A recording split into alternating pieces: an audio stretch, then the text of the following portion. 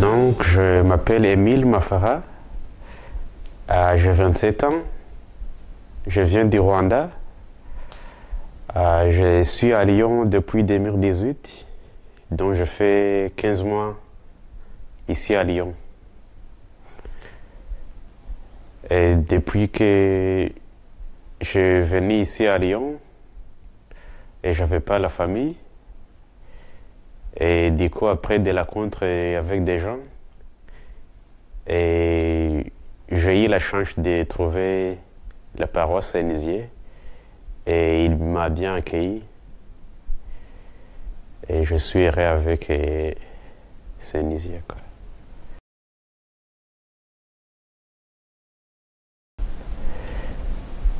Hiver solidaire, comme je l'ai trouvé, ils m'ont accueilli l'année dernière, 2019.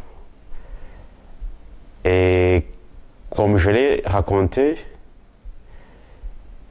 et quand je venais ici à Saint-Nizier, à la paroisse, c'est là où on m'a raconté Hiver solidaire. Et après, j'ai discuté avec eux que je suis sans domicilié, je n'ai pas d'abri. Et après, ils m'ont accueilli. Et c'est là que, même ça fait pas du temps, longtemps que j'étais ici en France, j'avais pas de gens de parler avec, j'avais pas de famille. Et ils m'ont bien accueilli grâce à des bénévoles qu'on a partagé la vie ensemble. Et j'ai eu des bons souvenirs avec Hiver solidaire.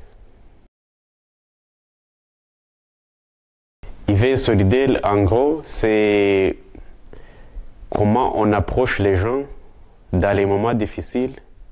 Quand l'hiver arrive, les gens de la rue, les gens qui n'ont pas d'accès à trouver là où ils peuvent dormir. Et au hasard, c'est là où les gens de la paroisse, ils aillent chercher les gens comme moi, comme les autres, de les roger là-bas à la paroisse pour les protéger cette fois-là.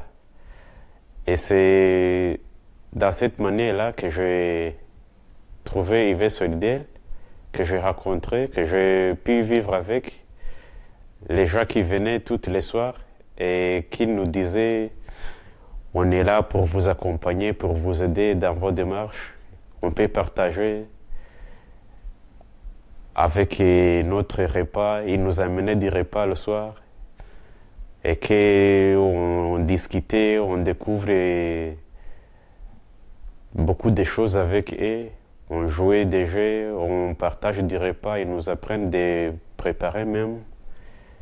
Et je trouve que c'était sympa de partager avec eux quand ils prenaient leur temps pour nous montrer qu'ils sont avec nous.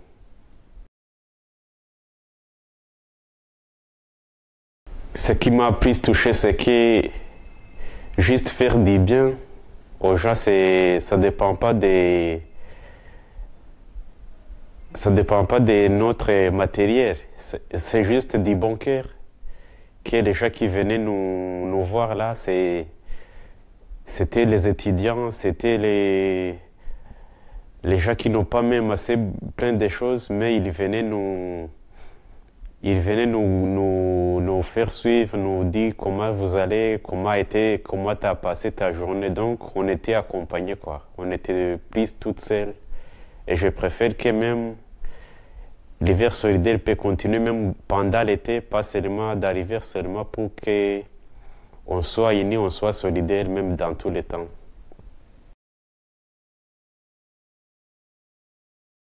Enfin, croire en Dieu,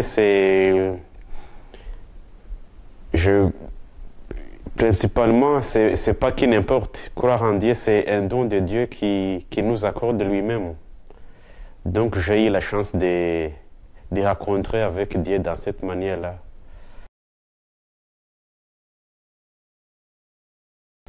Ce qui m'a fait grandir avec Dieu, c'est pas seulement aller à la messe, mais c'est juste trouver aussi des gens qui pratiquent l'évangile.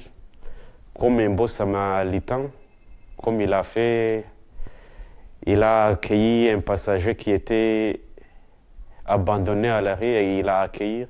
Et c'est pour ça, moi aussi, j'ai appris que vaut mieux qu'on pratique aussi l'évangile, pas seulement lire les livres, lire la Bible seulement. Partager veut dire l'amour, véritable amour. Tant qu'on a de l'amour, on peut partager quoi n'importe. Pas seulement de l'argent, pas seulement ce qu'on vient d'avoir. Soit tu as beaucoup de choses, soit tu n'as pas beaucoup de choses. On peut partager du bon cœur aussi. Tant que tu n'as pas de choses, tu peux saluer aussi quelqu'un. C'est ça le partage en fait.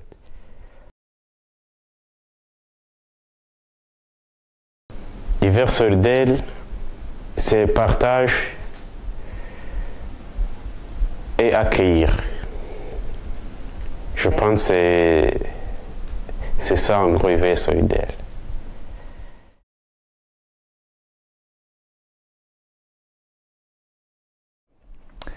Pour toute la Bible, le partage, l'aumône, est un geste de bonté de l'homme pour son frère et d'abord une imitation des gestes de Dieu qui, le premier, a fait preuve de bonté envers l'homme. Alors il faut d'abord poser un fondement net à ce qu'est le partage dans la Bible. C'est notre relation avec Dieu et le salut que le Seigneur Jésus nous a acquis qui justifie et donne tout son sens au partage. C'est précisément parce que tout ce que je possède me vient de Dieu et parce que c'est Jésus et non pas moi qui est au centre du monde qu'il me faut partager avec mon prochain et m'ouvrir à ses besoins. Et il faut dire aussi que c'est le Saint-Esprit qui nous rend capables et désireux de nous engager dans une démarche de partage. En fait, si on perd de vue cette dimension verticale du partage, en fait, on tombe dans l'utopie, l'angélisme ou l'activisme. La priorité de la relation avec Dieu, le Père, le Fils et le Saint-Esprit est le fondement nécessaire à une pratique chrétienne du partage. Alors pour toute la Bible, le partage, l'aumône, non, ça j'ai déjà dit, on passe. Alors, la parole de Dieu réclame dès l'origine l'amour des frères et des pauvres. Est-ce que tu peux reprendre la parole de Dieu ? Oui. La parole de Dieu réclame dès l'origine l'amour des frères et des pauvres. D'abord, il y a une des formes par excellence du partage qui est l'hospitalité. Et cela, on le voit dès le début du temps des patriarches. L'hospitalité, c'est partager sa table ou sa maison avec celui qui est de passage. Dans le livre d'Isaïe, au chapitre 58, il nous invite à amener à la maison les pauvres sans abri. Et puis Jésus lui-même, dans l'évangile de Luc, au chapitre 14, nous exhorte à inviter les pauvres lorsqu'on donne un festin. Et puis dans la loi de Moïse, il y a une invitation très concrète au partage à travers la loi du glanage et du grappillage. Il s'agit de laisser une part des récoltes pour les pauvres. Et puis, tous les 3 ans, il y a cette invitation à donner une dîme au profit de ceux qui n'ont pas de terre à eux. Alors, le partage et l'aumône dans la Bible ne doit pas être une simple philanthropie, mais un geste religieux. Le partage fait partie des fêtes liturgiques. Et en fait, ce geste a de la valeur parce qu'il atteint Dieu lui-même. Voilà. Et quand on partage, on s'ouvre à son pardon, à sa rétribution, aussi à sa récompense dans le ciel. En fait, partager, c'est comme offrir un sacrifice à Dieu. Et on voit très clairement que l'homme, en se privant de son bien, et en fait, il se constitue un trésor, et un trésor au ciel. Dans le psaume 41, on dit « Heureux qui pensent aux pauvres et aux faibles ». Et puis avec le Christ, évidemment, il y a un sens nouveau encore qui est donné au partage, à l'aumône. Déjà, Jésus lui-même l'a compté comme un des 3 piliers de la vie religieuse, avec la prière et le jeûne. Et en fait, en la recommandant, Jésus exige qu'elle soit faite dans un parfait désintéressement, sans aucune ostentation, sans aucune mesure, quand tu donnes avec ta main droite, que ta main gauche ignore ce que ta main droite fait. Et puis aussi, on voit bien qu'il ne met pas de limite au partage. Il n'y a pas un maximum qui serait codifié. L'enjeu, c'est de jamais rester sourd, car les pauvres sont toujours parmi nous. Donc l'aumône, le partage est un devoir radical qui trouve son sens dans la foi au Christ. En fait, quand on partage aux pauvres, on atteint Jésus lui-même. Jésus s'identifie lui-même aux pauvres. Voilà. J'avais faim, vous m'avez donné à manger. J'avais soif, vous m'avez donné à boire. Et puis on voit bien qu'à certaines personnes, dans l'Évangile, il invite aussi à tout donner. Parce qu'il se rend compte, c'est notamment l'épisode avec le jeune homme riche, que l'attachement au bien matériel, l'attachement au bien matériel peut entraver cette suite du Christ. Et il s'agit d'être généreux comme Jésus lui-même, qui, de riche, s'est fait pauvre.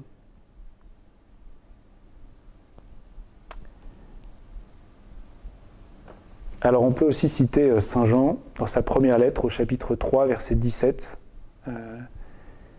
qui invite vraiment à secourir notre prochain pour atteindre Dieu. Et puis Saint Paul qui fait le lien entre le partage et l'Eucharistie. Voilà. Comment célébrer le sacrement de la communion eucharistique sans partager fraternellement ses biens? Et puis, Paul, on sait, il organise une grande collecte pour les pauvres de Jérusalem, voilà, avec un vrai souci d'équité dans la communauté entre les différentes églises. Alors, une autre dimension, c'est le lien entre le partage et la communion. Et cette communion, elle est très concrète dans le Nouveau Testament. On peut déjà penser à la mise en commun des biens matériels dans la première communauté chrétienne, dans le livre des Actes, au chapitre 2 et 4. Et en fait, on voit que quand on considère le partage sous l'angle de la communion, on voit que le partage va plus loin parce qu'il implique un lien avec celui auquel on partage. Oui. C'est comme si le partage est l'expression visible d'une communion invisible. On est ensemble quand on partage. Vous voyez, on peut donner à distance, mais partager, c'est inclure l'autre, c'est le reconnaître comme un frère ou comme un prochain. Donc le partage va jusqu'à la communion, de reconnaître et d'avoir une relation avec celui à qui je donne. Alors partager, c'est donner, mais parfois, donner, ça va encore plus loin que partager, parce que quand on partage, finalement, on garde quelque chose pour soi, alors qu'il est possible de tout donner et de se donner. Et on voit que Jésus va jusque-là. Vous voyez, il n'appelle pas le jeune homme riche à partager avec les pauvres, mais à vendre ce qu'il possède, à le donner aux pauvres et à le suivre. Le don peut être plus radical que le partage. Et Dieu n'a pas partagé son Fils, il a donné son Fils. Donc peut-être qu'apprendre à partager, c'est qu'une étape après tout, une étape vers le don qui est de soi-même, voilà, quelque chose de plus radical. Dieu nous demande peut-être plus que simplement partager. Peut-être il appelle au moins certains à tout donner.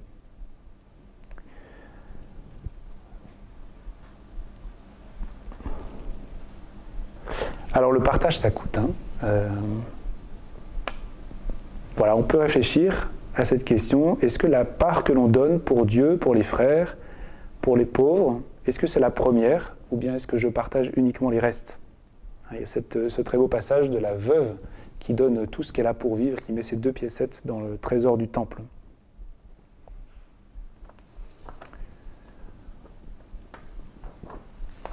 Alors peut-être on peut voir qu'est-ce qui peut nous empêcher de partager. Ce qui s'oppose au partage, c'est l'égoïsme, le fait de tout garder pour soi, de ne penser qu'à soi. On voit ça dans l'Évangile, quand Jésus raconte cette histoire de la parabole de cet homme qui fait des grandes récoltes et qui garde tout pour lui, ou bien cette histoire avec le riche et Lazare, voilà, qui ne partage même pas les miettes de son repas avec le pauvre qui est à sa porte. Voilà, et on voit bien que saint Paul appelle les riches de son temps présent, à savoir faire profiter des biens que Dieu leur donne et à faire preuve de générosité, autrement dit à partager. Et les obstacles au partage, ils sont très clairs dans la Bible, c'est l'inquiétude et le sentiment d'insécurité dans la vie, l'absence de contentement, l'amour de l'argent et le désir de s'enrichir. Voilà, donc on voit bien que le partage se présente à nous comme un choix incontournable dans toutes sortes de circonstances de notre vie quotidienne, de notre façon d'accueillir les autres, de les accueillir chez soi, comment est-ce qu'on accueille l'étranger, dans la part que nous réservons aux pauvres, dans notre budget ou dans notre vie, dans nos relations sociales, familiales ou fraternelles, quand il s'agit de manifester, où se trouve l'orientation la plus profonde de notre vie, Est-ce que je fais confiance à Dieu ou est-ce que j'idolâtre l'argent? Une chose est sûre, c'est que notre façon de partager ou pas ne laisse pas Dieu indifférent et a un impact réel sur notre prochain. Saint Paul nous dit que Dieu aime celui qui donne avec joie.